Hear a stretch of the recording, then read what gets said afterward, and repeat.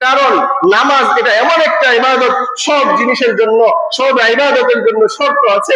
শর্ত আছে কিনা দেখেন, আপনি যাকাত আদায় করবেন, যাকাত আদায় করার জন্য শর্ত আছে।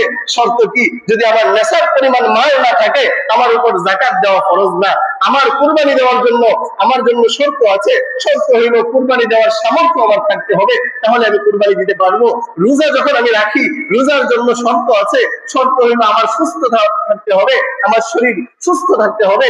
যদি আমি অসুস্থ হই, তাহলে আমাকে রোজার ক্ষেত্রে ছাড় দেওয়া হয়েছে, রোজা আমি না রেখে অন্য সময় রাখতে পারবো। যখন আমি হজ করতে যাব, হজের ক্ষেত্রে আমার ব্যাপারে শর্ত আছে। শর্ত হইল হজের সামর্থ্য যখন আমার থাকবে, পাথেও খরচ করার মতো টাকা পয়সা যখন আমার থাকবে, তখন আমার হজ আমার উপর ফরজ। যদি এগুলো না থাকে, তাহলে আমার উপর হজ ফরজ, তাহলে আমার উপর হজ ফরজ নয়।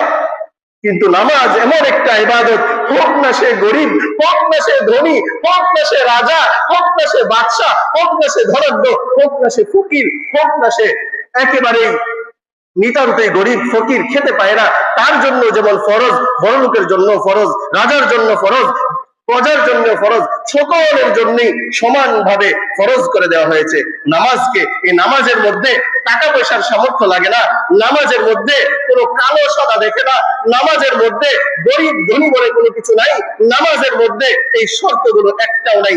নামাজের মধ্যে শর্ত হলো তুমি বেঁচে আছো, বেঁচে আছো মানে অসুস্থ, দাঁড়িয়ে পড়তে না পারলে বসে পড়বা, বসে পড়তে পারো না শুয়ে পড়বা, শুয়ে পড়ারও সামর্থ্য নাই, তুমি হাত পা গুলো নাড়াতে পারো না, তুমি পশ্চিম দিকে ফিরে শুধু চোখ দিয়ে ইশারা করে করে নামাজ পড়বা।